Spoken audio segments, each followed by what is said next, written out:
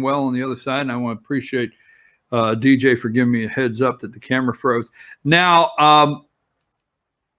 6th District of Georgia, and I put up what I call the poster child, okay, from the 6th District, and of Democrats all across the United States. Red flag laws, want to take our guns, radical lefty Democrat right there, number 20, Lucy McBath, all right? And I read an article, I was on the AJC, it's number 21. I think the next one, right, is 20, number 20, Lucy McBath. I'm sorry there. Lucy McBath is the current congresswoman from the 6th District of Georgia. It goes all the way back to Newt Gingrich. I think the 6th District, I'm just flying it out here, I think it goes all the way back to Johnny Isakson, maybe, the senator that just retired in Georgia. And Newt Gingrich had the seat for years, and then it moved to Tom Price, Congressman Tom Price. They're a Republican. And then we got it over into that Lucy McBath is there, and then we got it over into number 21's hands. We got Karen Handel's hands, and as soon as Karen Handel got a hold of it, she screwed it up. I know. Excuse me. I got a little snack going during the break, and it's very rude. So this is the AJC, and this is on September 12th. I know we're on the 17th, but leave number 21 up there, Karen Handel. Karen Handel on Donald Trump's popularity in the 6th District from the AJC, Jim Galloway.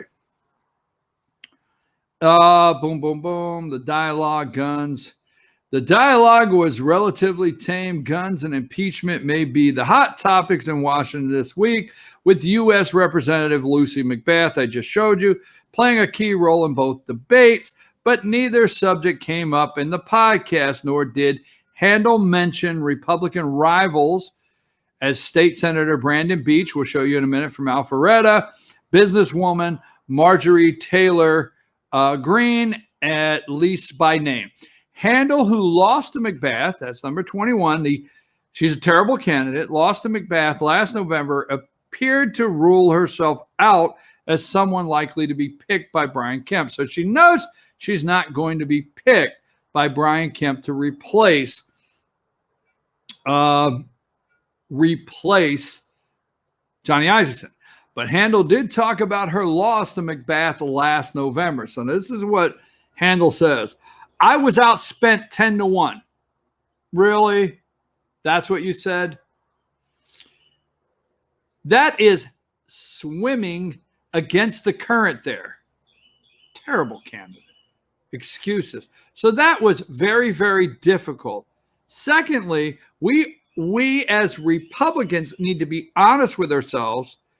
The Democrats simply beat us from a ground game turnout perspective in 2018. Now, take a minute in your research time and see how the numbers lined up with Karen Handel and Lucy McBath in 2018.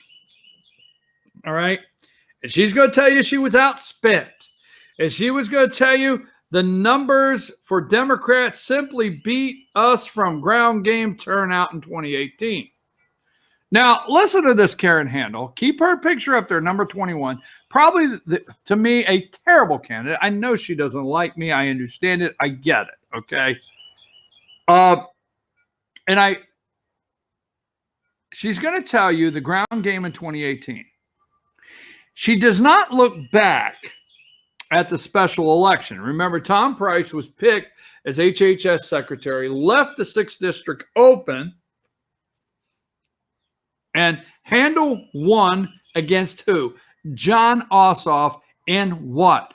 The most expensive congressional campaign in history, okay? So Handel went up against a Democrat. The DCCC wanted to flip that seat so bad. most expensive congressional campaign in history she went up against, and she won. And not because she's a great candidate, and not because John Ossoff was terrible, which we know, but I tell you what, now to flip that 2018, she was outspent, and the excitement, there has not been in this country, to my opinion, as much excitement about a congressional seat as the 6th when John Ossoff ran by Democrats. Democrats came out as hard as they could. So anyhow, here's where we get. There were some 200,000 statewide hard Republicans that were Trump supporters. Now listen to this. They voted in 2016 that did not come out in 2018, and that was just a function of resources being put to the ground game to turn out people, and it just wasn't there. It wasn't there in Metro Atlanta. You are so wrong. You are a terrible candidate. Did I say that? You missed your shot. Don't forget, people in the 6th District, Karen Handel, the lady on the screen, turned against Donald Trump. Here she is in an interview, September 12th, that came out, I guess just 5 days ago, telling people that, one, she was outspent. Well, why didn't you raise enough money while you were congressman for a blip, or congresswoman for a blip of a time for a couple months? Why didn't you start raising money for your reelection? Two, all right, you said there was more passion by Democrat voters in 18. Really? Did you miss the one where you beat Ossoff? The DCCC poured, what, $1 billion, $500 million? I don't know what it was in there. Okay, did you miss that? And by the way, in 2018, if you're blaming, here is Karen Handel blaming Donald Trump supporters, Republicans that didn't come out, for her loss. Well, how about this, Karen? The president swooped in on Air Force One to this airport down in Macon, Georgia. Yes. 2 days before the election against Stacey Abrams. Stacey Abrams had the best ground game in America to steal an election. Not the best ground game in America to get elected, but she had the best ground game in America to steal an election. Liberal judges, supporters, whatever you want to do, she was set up to steal that election. And Trump swooped in Macon 2 days before. And Karen, by the way, let me remind you, 30,000 people drove to Macon, Georgia. That's where we're going to get into the next rally. 30,000 people drove to Macon, Georgia, Karen. And President Donald Trump got up there to rally at that airport with 30,000 people on. And you know what he did? He grabbed Brian Kemp up there and he said, hey, this needs to be the next governor. I like this guy right here. And guess what? Brian Kemp's governor of the state of Georgia. Karen, okay?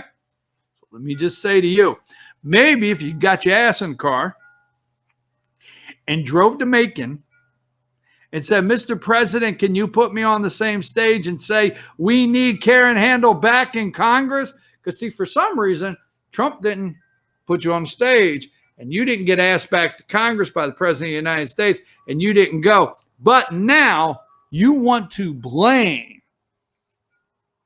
There were 200,000. There were 200,000 statewide hard Republicans. Hard Republicans. That maybe then you're not a hard Republican. That were Trump supporters that voted in 2016 that did not come out to vote in 2018. And that was just a function of resources being put on the ground game to turn out people. And it just wasn't there. It wasn't there in Metro Atlanta. She's totally wrong. She's absolutely a terrible candidate. She turned against the president the minute she got to Washington, D.C. When she campaigned, she tried to go step for step to be as liberal as she could with Lucy McBath. And she disavowed President Trump. If she'd have went down to Macon with President Trump, she may still be Congresswoman today. So Let's go to another story here, okay? Who is in the 6th Congressional District? Because I'm going to start trying to get some people on here because I will invite Karen Handel.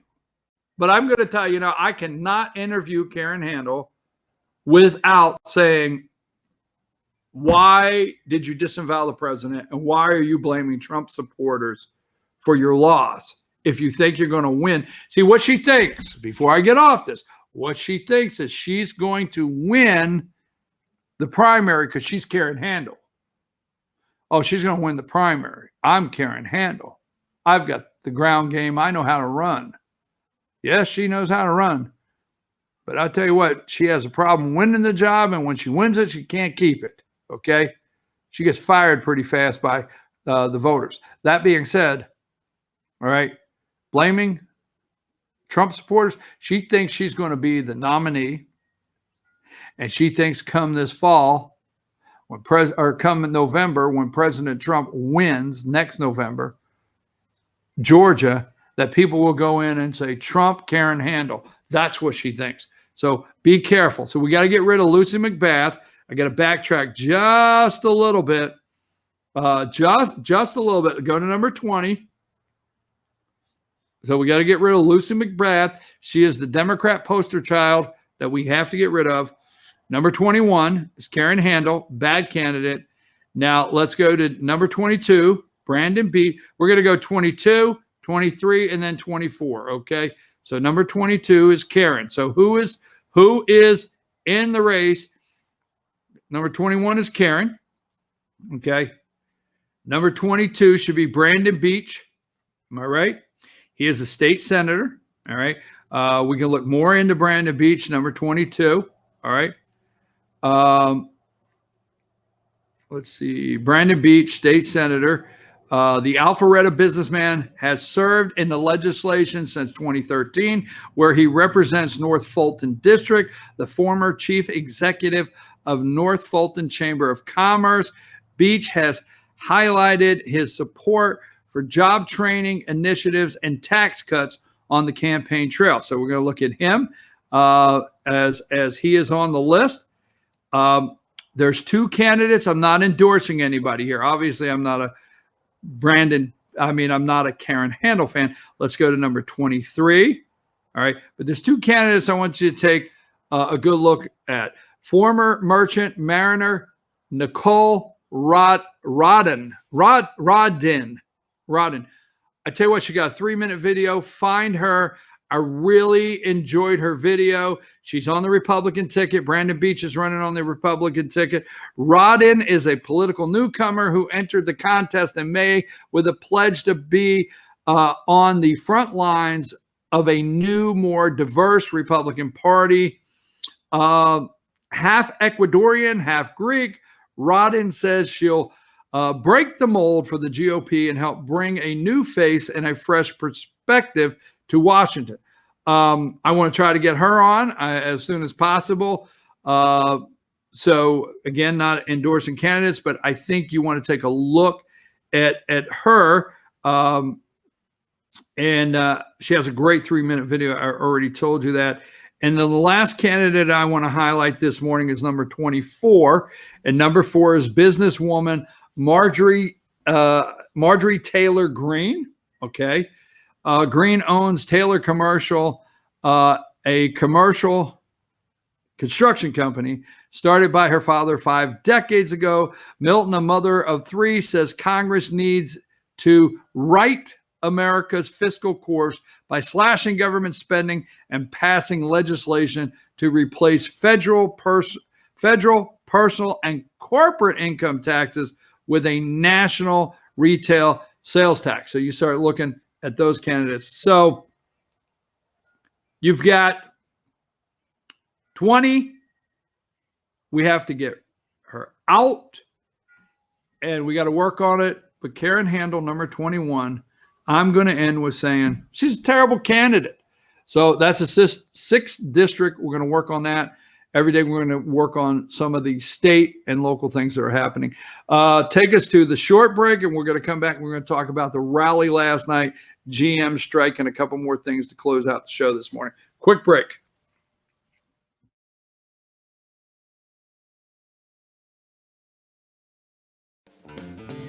Ace is your helpful place for paint and home goods, tools, outdoor living.